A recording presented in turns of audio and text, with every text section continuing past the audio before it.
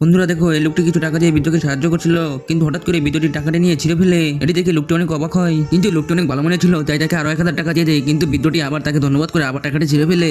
এবার ছেলেটি মনে মনে ভাবে মহিলাটি কি পাগল নাকি, কিন্তু ছেলেটি বৃদ্ধ মহিলাকে সাহায্য করতে চায়, তাই সে মহিলাটিকে আবার 1000 টাকা দিতে চায়। কিন্তু এবার টাকা নেওয়ার সময় মহিলাটি হাত দিয়ে না করে দেয় ও দূরে গাড়িতে বসে থাকে একটি ছেলেকে দেখিয়ে দেয়।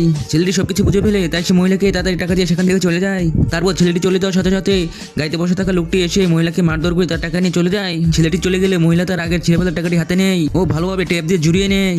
তারপর বৃদ্ধ মহিলাটি তার পাশে থাকা রুটির দোকানে তার টাকাটি নিয়ে রুটি দোকানে চলে যায়।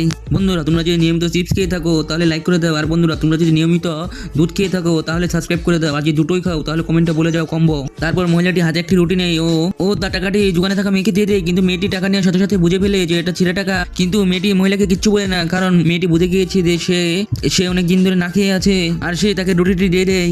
মহিলাটির দোকান থেকে দুটি রুটি কিনে তার বাসায় যায় ও একটি রুটি তার বৃদ্ধ স্বামীকে দেয় ও আরেকটি সে খেয়ে ফেলে।